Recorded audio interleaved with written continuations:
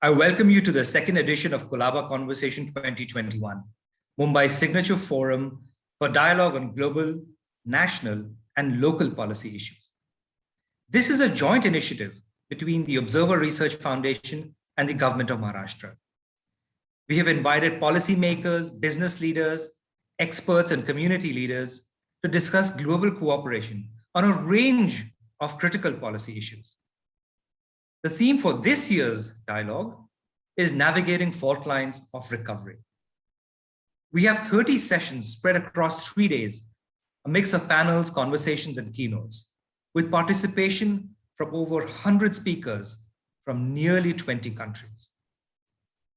The sessions are designed to focus on crisis response, equitable recovery, multilateralism, globalization, and the blue economy. The dialogue is being co-chaired by Shri Aditya Thackeray, Minister for Tourism, Environment and Climate Change and Protocol, Government of Maharashtra, India, and Dr. Samir Saran, President, Observer Research Foundation. We are also grateful to our partners for helping us establish this dialogue. Konrad Adenauer Foundation, Bill and Melinda Gates Foundation, the MacArthur Foundation, Children's Investment Fund Foundation, and CoinDCX. For more information about the dialogue, including the agenda, speaker profiles, and registration, please visit our website, and you can follow the dialogue through our bespoke platform, as well as through all the social media channels on Twitter, LinkedIn, and Facebook. With that, I welcome you to the second edition of Colaba Conversation. We begin our conference with the inaugural session. The session includes opening remarks from Mr. Sunjoy Joshi, Chairman, Observer Research Foundation, followed by keynotes from 3 world leaders, followed by an address by the Honorable Minister of Industries, Government of Maharashtra, Shri Subhash Desai. This session will culminate in a vote of thanks by Honorable Member of Parliament, Priyanka Chaturvedi. It is my pleasure, therefore, to invite Mr. Sunjoy Joshi to give the opening remarks on behalf of Observer Research Foundation.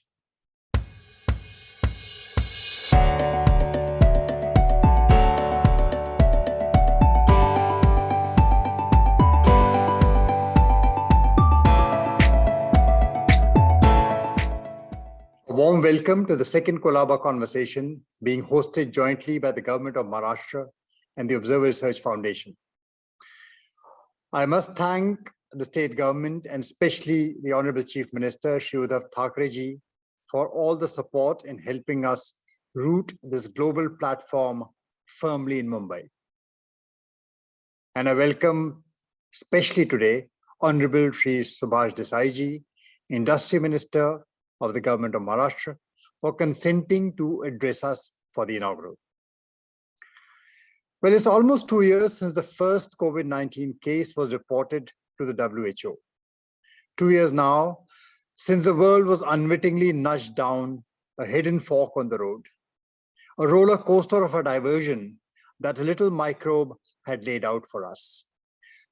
These 2 years have marked a hiatus, a breakdown of systems we had learned to take for granted. And yet, there does not seem to be an end in sight. The road still winds this twisted way on and on with no sign of let up. No indication telling us we can get back to normal. And therefore, the theme of this conversation, of the second Colaba Conversation, navigating the fault lines of recovery. It's about getting back on track.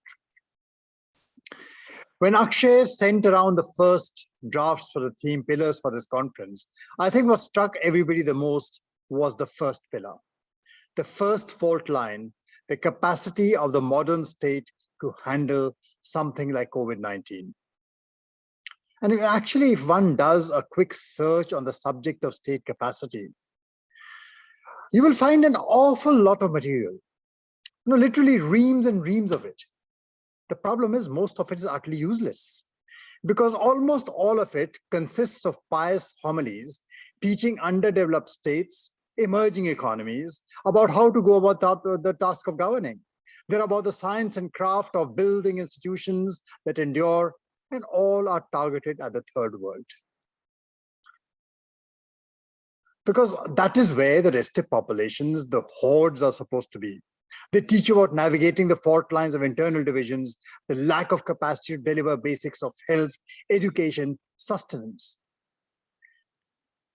But nothing tells us about what happens when these same fault lines shake the streets of the mightiest cities and capitals of the world. When New York, London, Paris are overwhelmed, the strongest states start balking at their incapacity to deliver the basics of health, when the streets rip themselves up in protests and the daily toll of numbers and statistics just keeps piling up. What does one do under these circumstances? But, in the end, COVID-19 is just one warning shot across the bows. It's a wake-up call given by the 21st century to a fractured nation state conceived and built for the 20th century.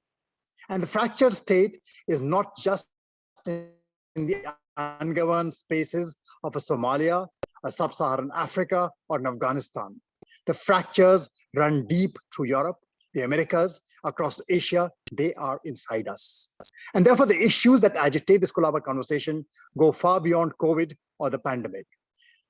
They are, first of all, about the pandemic of inequality that predates COVID by decades.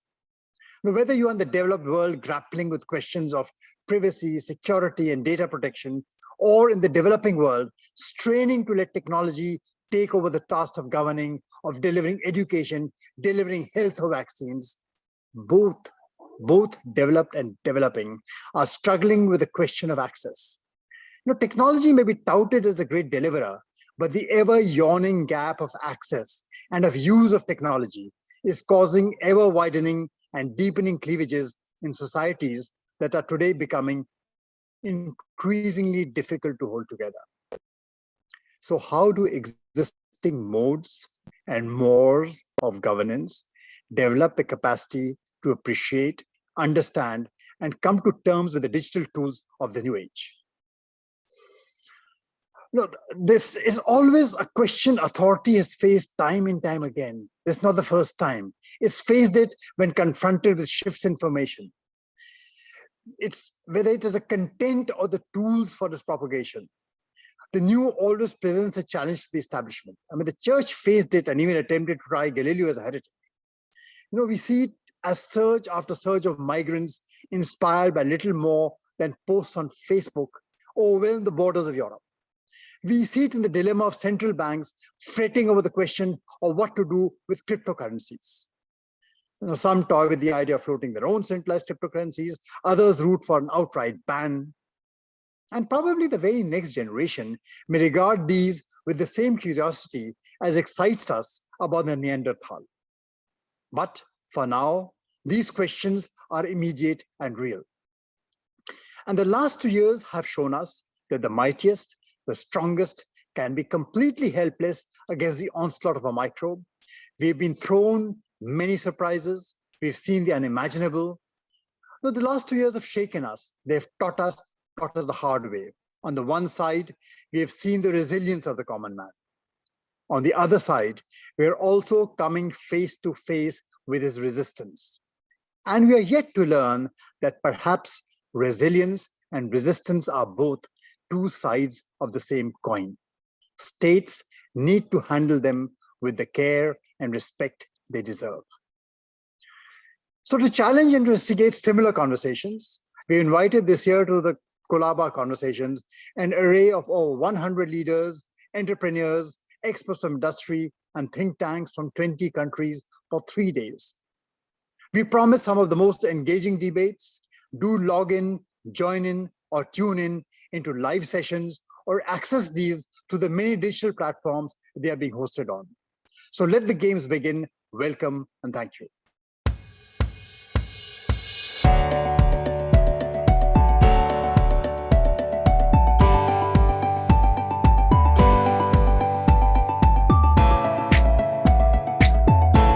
It is my pleasure now to invite Ms. Almut Moller, State Secretary, Hamburg, Germany. Dr. Florian Stegmann, State Minister and Head of State Chancellery, Baden-Württemberg, Germany, and Ms. Frances Adamson, Governor of South Australia, to address the conference.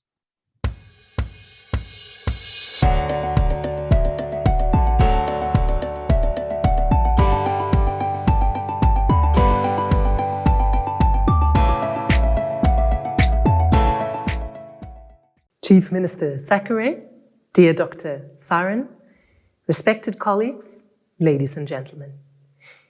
I'm truly honored to have been invited as a keynote speaker to the second edition of Colaba Conversation 2021, a well-reputed format discussing international policy issues from the perspectives of cities, nations, and the international community. On behalf of the Free and Hanseatic city of Hamburg, I convey my warmest regards. As you may know, we in Hamburg follow very closely what is happening in India. Hamburg acknowledges the role that India plays in the Indo-Pacific as a stabilizing and a democratic factor. But what is happening in India and the region cannot only be observed from the far distance, and here I am convinced.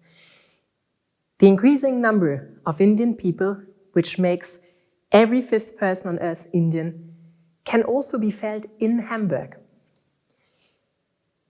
The rising and highly skilled middle class and the following move of a lot of Indian citizens to the European Union, Germany, and Hamburg has significant implications on our everyday life. Hamburg warmly welcomes this interest and puts all the city's efforts in making this a success for both Hamburgians and our fellow Indian friends whom we hope feel comfortable and happy in our city. In February this year, during the first edition of Colaba Conversation, I had the opportunity to highlight the similarities between Mumbai and Hamburg, both characterized by their large ports that connect both cities to each other and to the world, and both thriving economic centers and innovation hubs. I compared, and I would like to repeat this, Hamburg and Mumbai with lighthouses in their respective regions, whose influence is felt far beyond their borders. While both cities follow the policies of their federal governments, and this is the framework that is provided for, with Hamburg being a city-state in the Federal Republic of Germany, Hamburg and Mumbai position themselves as independent actors and promoters of international relations. And this role is twofold. We make and create politics by our own initiatives, and at the same time respond to national and global developments and challenges. The role of cities in dealing with problems that ask for a common international response is vital. Ladies and gentlemen, I'm talking to you from a very special place here in Hamburg City Hall, and I'm just looking up, and right above me here in the so-called Tower Hall in Hamburg City Hall is the tower, as the name of the hall says, rising above, that is visible to citizens in the city. And as you can imagine, in this Tower Hall, which is also called the Hall of the Republics, it has been rather quiet since the beginning of the pandemic. The reason why I chose this place as a venue for my talk to you is because it has a special significance for Hamburg and the way that Hamburgians in the past, but perhaps also in the present and future, look at their role. Structurally and symbolically, the hall is also known, as I said, as the Hall of the Republics, is the center of City Hall. And it says a lot about the self-image of the free and Hanseatic city of Hamburg, as recorded by the builders of City Hall in the 19th century. The round shape of the hall is based on the architectural style of Roman antiquity. The walls are decorated with large paintings showing Europe's four oldest city republics, the ancient city-states of Athens and Rome, as well as Venice and Amsterdam. Well, this is very interesting. This is the way that those who built City Hall in the 19th century wanted to see the tradition of Hamburg. Very strong allegories and depictions of the Republican thought. And the tower of the town hall in the center of City Hall rising above this hall. And you can imagine it's been rather quiet in this place for many months, and it is today. but the idea of the strong city to which this hall is dedicated is very much alive. And I assume both in Hamburg, in Germany and Europe, and beyond. And I think I also want to go as far as to say, as far as I can say from my Hamburgian perspective in Europe, the idea is flowering and growing again. In February 2021, earlier this year, around the time of the first Colaba Conversations, City Hall was once again backdrop to a centuries-old tradition, and I want to talk a little bit about that. Once a year, the Senate, that is the government of Hamburg, invites to a banquet in the town hall to celebrate our city's relations that have sustained its prosperity over centuries, especially through its trade relations. It is customary on such an evening to have a festive meal at long tables, while guests of honor from both Germany as well as our friends in the world come, join us, give speeches, give food for thought in a very festive setting. As you can imagine, this year, St. Matthew's banquet looked very different. Actually, the dinner itself was cancelled due to the pandemic. But what was on the menu, with all the more prominence, was the most important political task of the present: climate change and how to manage the transition of our economies and societies, embedded in the European Green Deal, a comprehensive growth strategy for a climate-neutral and resource-efficient economy.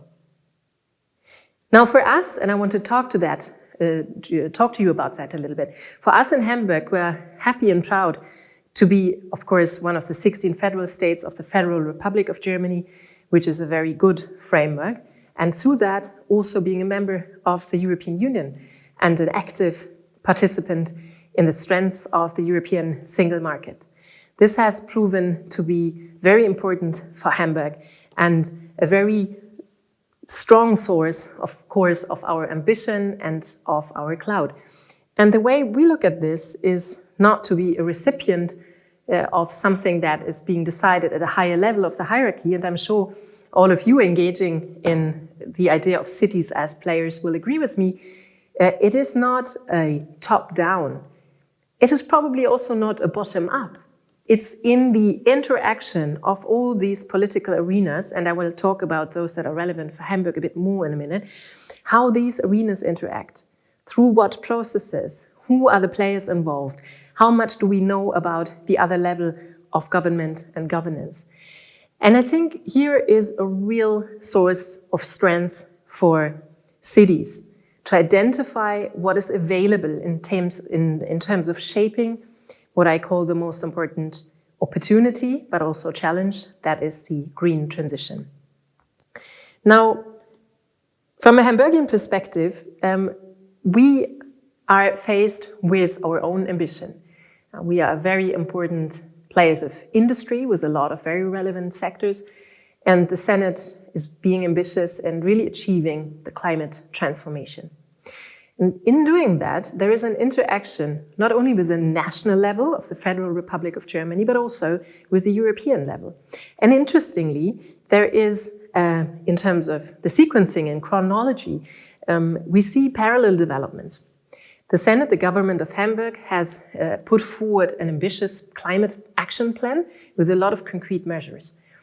And at the same time, more or less the same time, the federal government of Germany has put forward its own framework. And in a collaborative system that is federalism, of course, this cannot be seen separated, but it is an intense collaboration that is happening. As a third layer that is very important for us, the European Commission has put forward, as part of the climate protection agenda of the Commission of Dr. von der Leyen, the President of the European Commission, the so-called Green Deal, the EU Green Deal, and is now starting to legislate and adopt and negotiate and agree on the legal framework. And here is yet another level that, of course, is absolutely vital for us. So what I would want to put to you as a thought, to think about wherever you sit and trying to shape your own city's ambitious policies, where are the layers that you want to engage with? And we are trying to interact, of course, with all the three that I just described. For Europe, and I'm sure this is also true globally, it is absolutely vital that the climate transition will work in at least the big cities and metropoles. Of course, it needs to happen in a lot of places, but we know that 3/4 of citizens live in cities or metropolitan areas. They are economic centers as well as research and technology hubs. They are also areas where there is usually an interaction in a very kind of immediate way between citizens and city halls. And they are often centers of excellence, of innovation, of high skill, and also face a demand of citizens in a positive sense to shape the future of a city in a good way and to preserve the prosperity and the security of citizens. For us, it's very interesting to see that there is a growing number of European city initiatives. And we have been striving to be open to collaboration. And as I said, the EU context for us is particularly interesting because we feel also that the European Union level has started to acknowledge a lot more the role of cities in the big transitions ahead. I am very well aware that this should not lead to divisions, and we've had this discussion for a long time in international relations in a sort of urban-rural divide.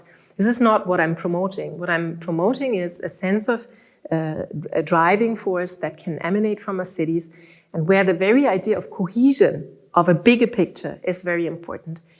So this is something we try to keep in mind because we know that the road to the climate-friendly transition is bumpy, it's full of challenges, and it certainly means that as cities and metropoles in Europe, we have to try and stay together with all the respective challenges we might face in it.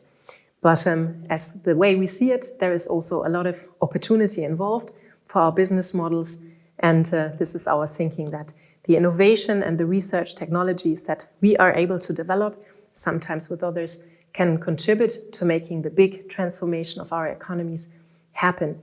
And this is something that I believe is relevant for a lot of cities, also in India. I believe that not only the large metropolises, but also many medium-sized and smaller cities in Europe have begun to shape their own climate change agenda. They all have different regional and national framework conditions, but they are discovering the creative opportunities offered by the European Union. And they network to make their voices heard, like we are doing today. Ladies and gentlemen, in these, I want to say challenging times, but at the same time, it sounds a bit too negative. In this opportunity for really shaping the future of our planet and the future of the world, we have to face two major threats, as I said. Right now, the pandemic is still, at least here in Europe, strongly impacting on the way we can live and interact with one another. And of course, the climate transition that needs to happen. And while everybody at his or her level of responsibility is still very busy in dealing with the immediate situation of the pandemic, it is ever so important to keep up international ties and to stay connected. We are confident in Hamburg that with India we have a trustworthy and strong partner by our side with whom we can tackle challenges together, identify opportunity, and strengthen collaboration. The fact that this forum is taking place for the second time this year is truly encouraging, and I want to congratulate the organizers. Let me just finish with a thought.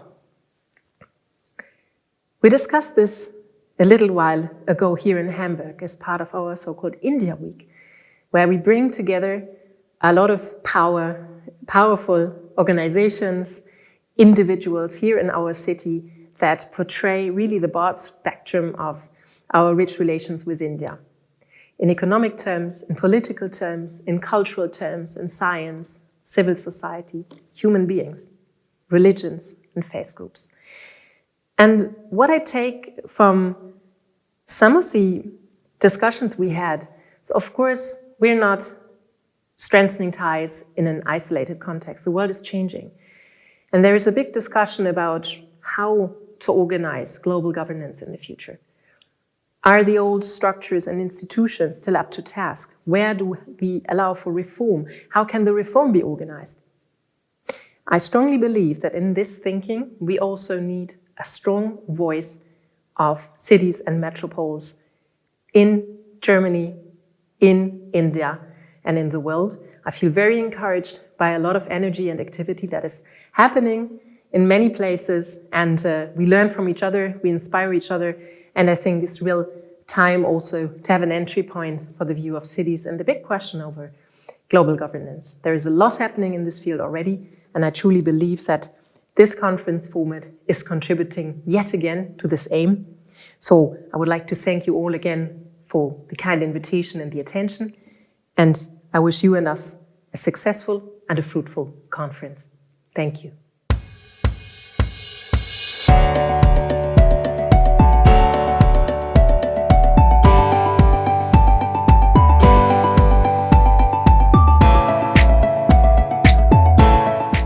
Excellency, Honorable Chief Minister Takerai, Honorable Chairman of the ORF, Mr. Joshi, Honorable Member of Parliament, Ms. Chaturvedi, dear ladies and gentlemen. It is indeed a great pleasure for me to welcome you to the second edition of the Mumbai's Colaba Conversation. I would like to thank the Observer Research Foundation and the government of the Maharashtra for being part of this opening session. Having a look at the speakers list for today's meeting, we quickly understand that this conference is all about. It brings together leaders, policymakers, and experts from subnational and community levels from the economy and civil society. We are here today to share experiences, to learn from each other, and to act together. What unites us is the conviction that the subnational governments, regions, and cities have a major impact on global issues and international cooperation. As we continue to grapple with the disruptive reality of the pandemic, the topic of this year's Colaba Dialogue, Navigating Faultlines to Recovery, could not be more important. The COVID-19 pandemic has deeply transformed the way we live, work, and interact. While it has affected each region differently, it has also shown that we need to face global challenges with joint forces. In today's globalized world, exchange of experiences and collaboration on the subnational, regional, and local level play a vital role. I'm very happy to share my thoughts and insights with you on that. First, by looking back at Baden-Württemberg's crisis management, and second, by looking ahead and exploring which lessons can be learned from the pandemic for the other global challenges we face. Since the beginning of the pandemic, it has been clear for Baden-Württemberg that fighting against COVID-19 does not stop at federal borders. On the contrary, Baden-Württemberg immediately contacted its direct neighbors and has had very positive experiences with an intensive cross-border exchange and cooperation on the pandemic with regions in France or Switzerland. One result was a memorandum of understanding with our neighbors region Grand Est in France, in which we agreed to support each other in case of need. For instance, during the first wave of the pandemic, Baden-Württemberg treated individual patients from France in our intensive care stations. Ladies and gentlemen, this is an excellent example for cross-border subnational cooperation in times of a global pandemic. Baden-Württemberg's focus on crisis management was not only cross-border related, especially during the second and third wave of the pandemic. Baden-Württemberg provided emergency aid.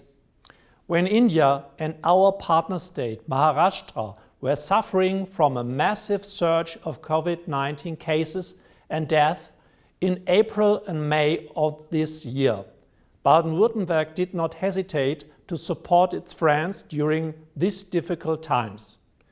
Therefore, we donated 400 ventilators to India. Additionally, Baden-Württemberg quickly understood that we need to work closely with our local companies. It was crucial to support and involve our economy, which still suffers from disrupted supply chains. In order to counter the economic effects of the COVID-19 pandemic, the government has introduced financial support for companies in need and the so-called short-time working, a temporary reduction in normal working hours under a government-subsidized scheme. Furthermore, we decided to support companies by providing quick money to bridge the gap during the lockdown periods. Of course, economic interactions and research cooperation also play an important role when it comes to international partnerships. This is particularly true with regard to future issues such as healthcare, digitalization, and artificial intelligence. For example, Baden-Württemberg is home to the Cyber Valley Initiative, Europe's largest research consortium in the field of artificial intelligence, which works with universities worldwide. If we now turn our attention to what we can learn from the pandemic for coping with other crises such as the climate catastrophe, two aspects stand out in particular. First of all, for successful crisis management of any kind, we need an agile state and an administration that acts quickly and effectively. Interministerial, cross-level and cross-sector approaches become more important too. One example. Baden-Württemberg has set up a Corona steering group which organizes and coordinates the measure taken against the pandemic. It functions as the interface between the federal, state and local governments. In order to respond to crises such as environmental disasters, steering groups are also very valuable. On the other hand, it is important that we further advance digitalization. In fact, a key lesson learned from the pandemic was that we need to push the digital transformation of our government, schools and healthcare and the economic workplace. Second, Baden-Württemberg acknowledges that the global challenges, like the current climate catastrophe, need a close collaboration with international partners on a local and regional level. 5 years ago, Baden-Württemberg and California initiated the Under-2 Coalition, a group of sub-national governments supported by states from 6 continents. We are glad and we are honored that our partner state, Maharashtra, is also an active part of the Under-2 Coalition. Together, we have a major goal: a common and ambitious climate protection policy and action.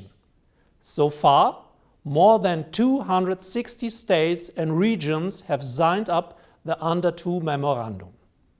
They represent more than 1.75 billion people from over 40 nations, states, and around 50% of the global economy. The Under-2 Memorandum builds upon the Paris Agreement, and members join forces to work for its implementation because we have learned. Only by concentrated action we will preserve a livable planet for our children. And together we can protect the freedom of future generations. Nevertheless, cooperation is not only important during times of crisis. Subnational cooperation brings benefit in many fields. This is why Baden-Württemberg and Maharashtra formed a sister state partnership in 2015. Since the early days of our partnership in 2015, we regularly exchange political and expert delegations to foster a close collaboration. In 2017, our Minister President Winfried Kretschmann led a delegation with more than 100 delegates from politics, economy, and science to India. Afterwards, Baden-Württemberg established a cooperation office in Pune. Our representative, Mrs. Iris Becker, is the first point of contact for companies, associations, agencies, research institutes, and universities from Baden-Württemberg and Maharashtra. Our collaboration focuses on peering fields like green technologies, startups, and sustainable mobility. But we also want to foster a mutual understanding and cultural exchange, bringing together museums, filmmakers, dancers, and musicians. Moreover, this partnership is built on several pillars. It goes back to the municipal level. Stuttgart and Mumbai have joined more than 50 years of excellent partnership. Today, we celebrate every year the largest India Film Festival in Europe. Besides, the famous Stuttgart meets Mumbai Wine Fest is a fixed date in the events calendar of the city of Mumbai. But not only culture brings people and communities together, so does innovation and the exchange of ideas. The cities of Karlsruhe and Pune are jointly supporting their high market and growth potential.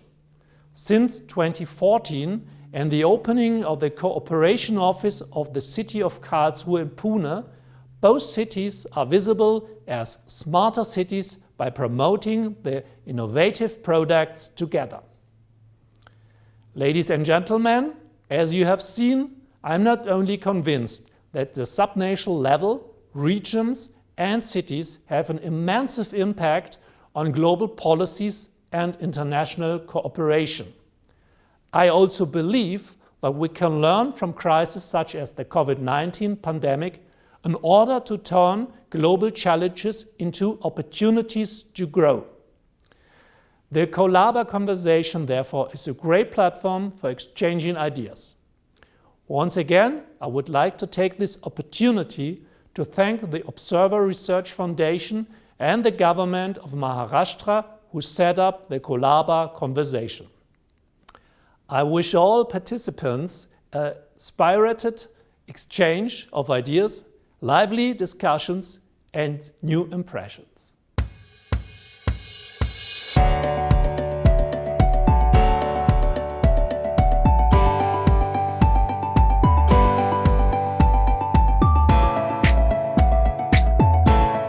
Thank you for this invitation to speak at the second iteration of the Colaba Conversation, Mumbai's signature forum for discussing international policy issues affecting cities, nations, and the world. I'd like to acknowledge the government of Maharashtra, its Chief Minister, Shri Uddhav Thackeray, and the Observer Research Foundation for partnering together to establish this valuable forum, which brings the unique perspectives of Western India to bear on global, regional, and local challenges. As Governor of South Australia, I'm joining you today from Adelaide. Like Mumbai, which I have had the pleasure of visiting, we both face the ocean, and maritime trade is integral to our economic and historical legacies and present.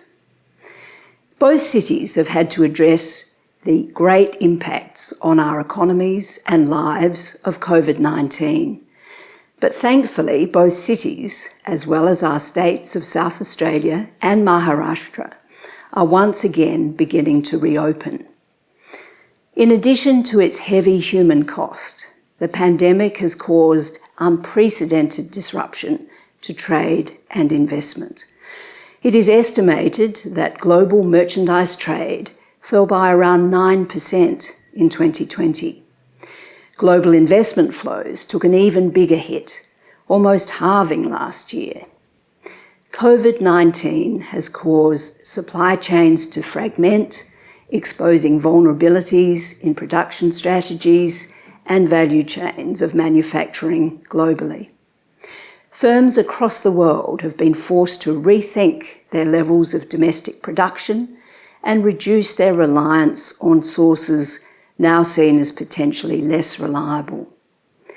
As trading states with port cities at our heart, these impacts bring both challenges and opportunities. Beyond the pandemic, as the Governor of South Australia and a former Secretary of the Australian Department of Foreign Affairs and Trade, I am also aware of the drivers of strategic, political and economic change globally and in our own Indo-Pacific region. Again, these changes bring challenges and opportunities, but I believe states such as South Australia and Maharashtra, which embrace the exchange of goods, services, people and ideas, will be well placed to navigate these headwinds. Indeed, South Australia has been active and enthusiastic in deepening its cooperation with India, including through establishing a sister state relationship with Rajasthan. This cooperation has been provided further balanced by Australia's and India's Prime Ministers elevating the bilateral relationship to a comprehensive strategic partnership, or CSP. A key enabler of the CSP is stronger state-level engagement between our two countries. And South Australia is a natural partner in India's future economic development. We are well placed to support India's ambitious agenda, including its Make in India initiative. South Australia has signed an MOU with the Confederation of Indian Industry, which represents over 7,900 private and public sector members, to expand opportunities for world-leading South Australian companies to collaborate with Indian manufacturers in the defence, aerospace and advanced manufacturing sectors.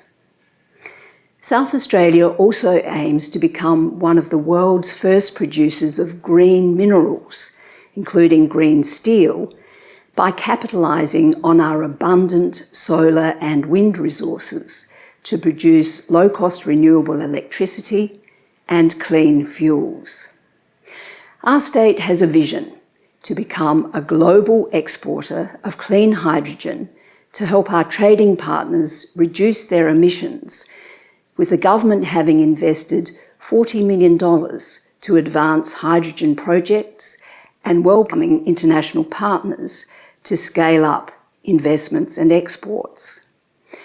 Using innovative technologies to tackle climate change is a goal that South Australia shares with Maharashtra, and I'd like to congratulate the Government of Maharashtra on winning the Inspiring Regional Leadership Award from the Under 2 Coalition for Climate Action at the recent COP26 summit in Scotland. The opportunities for collaboration in renewables are immense. India's Nehru National Solar Mission, with its target of installing 100 gigawatts of solar PV by 2022, is an inspiring objective. The initiative has brought strong interest in South Australia's policy settings, regulatory environment, and university research in renewable energy. For example, South Australian renewable energy companies are already supporting solar projects in Rajasthan. South Australia is at the global forefront of the clean energy transition, being ranked second only to Denmark by the International Energy Agency for the proportion of variable renewable electricity we produce annually. In just 15 years, our energy system has transformed from 1% renewable energy generation to over 60%, putting us well on the way to achieving our goal of 100% net renewable energy generation by 2030.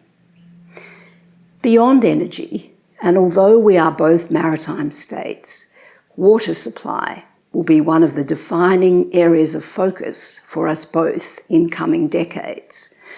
And water is one of the key priorities under our comprehensive strategic partnership. Our challenges may be different. South Australia, for example, is much drier than Maharashtra, but we both need to work hard to ensure our people and businesses are supplied with adequate and clean water.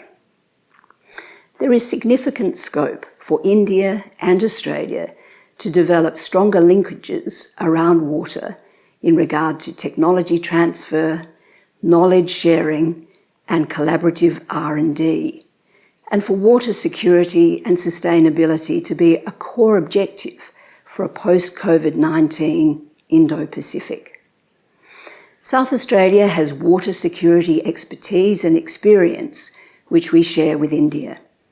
The South Australian government has worked with various governments, as well as stakeholders, research providers, and water businesses in Rajasthan and Maharashtra. We've established the Rajasthan Centre of Excellence in Water Resources Management and the Maharashtra Centre for Innovation, Progressive Regulation, and Awareness in Water. These centres have enabled the establishment of joint projects including small-scale water disinfection for remote villages, pesticide and groundwater management and monitoring. These collaborations can only be expected to deepen. Waste management is a further area of interest. South Australia is a world leader in the circular economy practices, with almost 84% of waste diverted from landfill and an ambitious target to achieve zero avoidable waste to landfill by 2030 and a goal to halve the amount of food waste by 2025. Behind so much that matters for our economic futures lies education. Indians, I know directly from my personal interactions, place the greatest value on education. And the education and skills of Indians is one of the main reasons for success of the growing Indian origin community in South Australia and elsewhere in the country. South Australia's high quality and reputable schools, universities and vocational training providers are well placed to support India to meet its growing demand for educational services. One such example is South Australian company Skills Lab, an organisation that provides engineers with practical automation workplace training. Over 1,000 engineering students and professionals have trained at Skills Lab sites in Maharashtra, in Pune and Mumbai. We have welcomed an increasing number of Indian students to South Australia, with numbers more than double what they were 5 years ago, despite the pandemic. There are some 11,000 Indian students in South Australia, almost 8% of the total number in Australia. Students who come for the quality of our education will also be pleasantly surprised to find themselves in the third most livable city in the world. Ladies and gentlemen, I hope I have helped you to reflect on the connections between two states with much in common, South Australia and Maharashtra. The prospects and risks we face reflect the global and regional challenges others in this conference will also address. COVID-19 and its consequences in economic terms, such as on supply chains, is an important way to frame this conference and the many insightful conversations I expect will take place over the next few days. I congratulate the organisers for establishing the platform to share our experiences, strengthen existing relationships, and forge new ones. Thank you.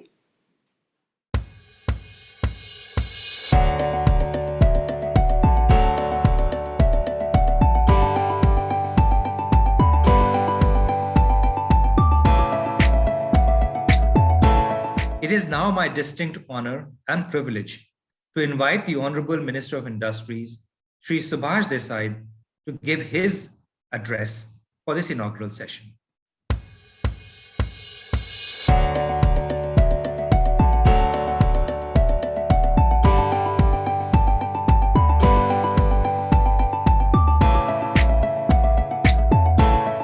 On behalf of Government of Maharashtra, I welcome to the second Colaba Conversation. I especially welcome all the representatives in this inaugural session. I welcome Almut Moller, Francis Adamson, and Florian Stegmann to this session, and I am happy to participate on behalf of my Department of Industries, Government of Maharashtra, and look forward to our closer relations ever. Government of Maharashtra takes pride to mention here that even during the pandemic conditions, Maharashtra did not stop. Maharashtra would not stop. And we introduced new initiatives to continue this growth story of Maharashtra, being the first and foremost state in the country in the industrial development and infrastructure development. During pandemic conditions, we took into confidence all the industry leaders and set rules which could be easily implemented by them, bringing their workforces to their workplaces. And with this, we could retain and save jobs of millions of workers here in the state. At the same time, with the management of business houses, we took utmost care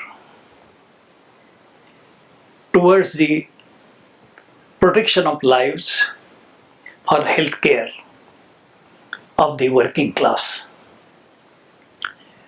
Maharashtra was acclaimed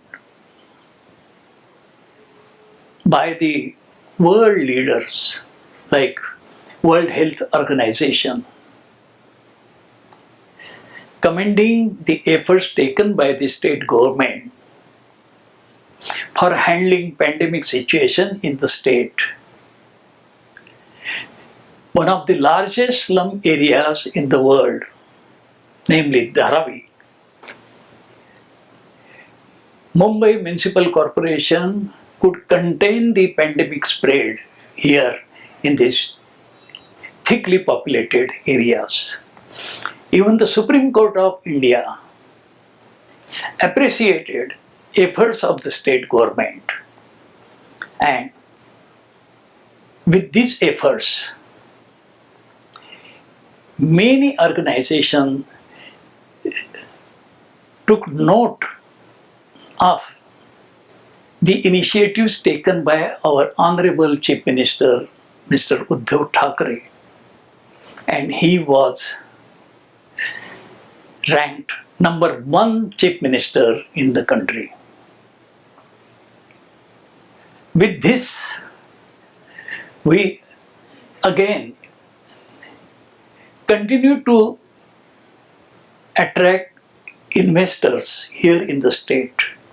Maharashtra, which is known as magnetic Maharashtra, continues to attract more and more investors to the state. During the pandemic conditions, we could attract investment proposals worth rupees 50 billion into the state, signing agreements with more than 60 investors in the state. They come from United States, they are from United Kingdom, Germany, Japan, Singapore, South Korea, and so on.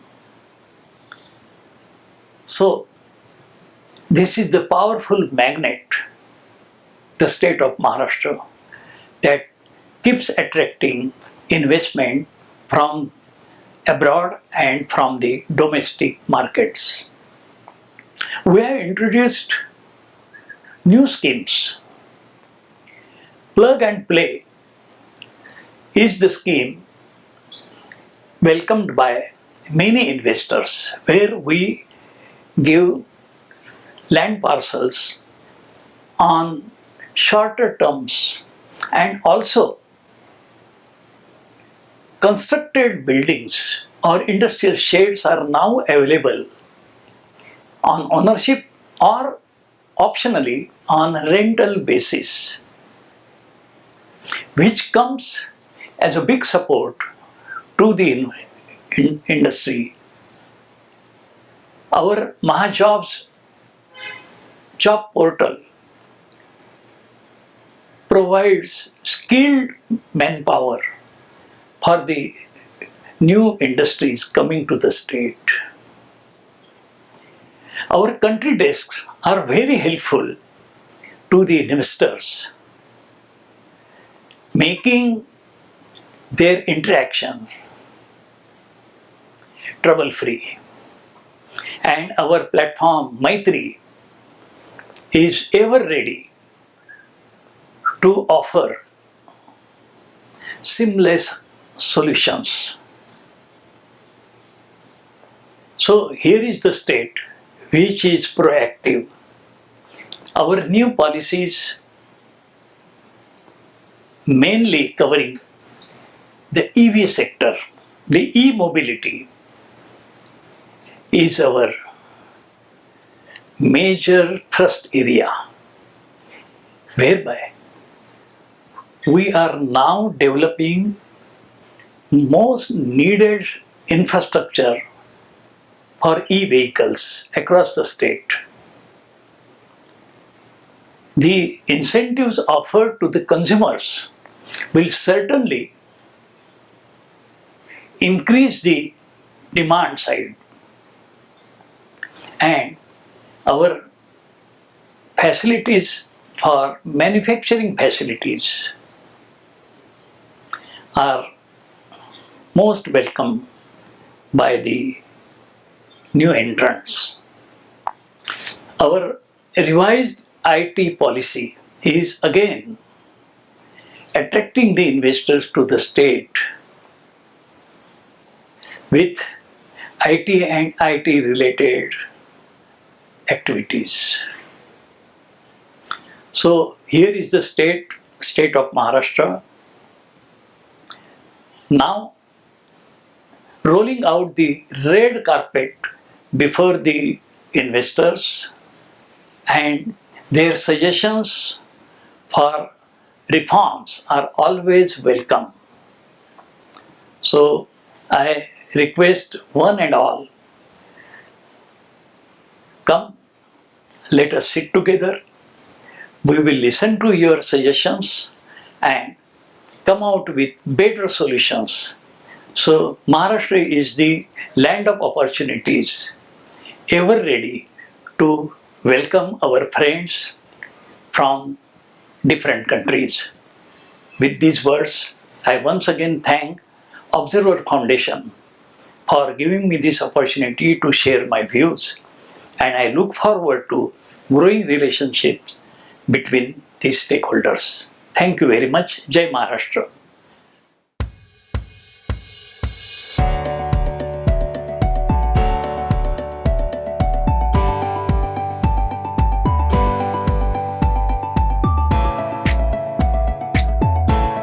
Finally, I invite Ms. Priyanka Chaturvedi, Honorable Member of Parliament from Maharashtra, India, to give a vote of thanks.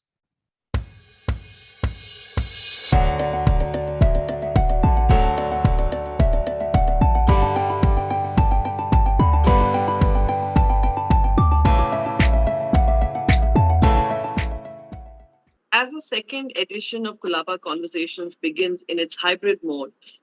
We would like to welcome all the panelists and all the speakers who are sparing some time to talk about post-COVID recovery and economic recovery. Our theme for this year of conversation is navigating the futures of recovery and its fault lines. The inaugural session would give you an idea of what we're looking at.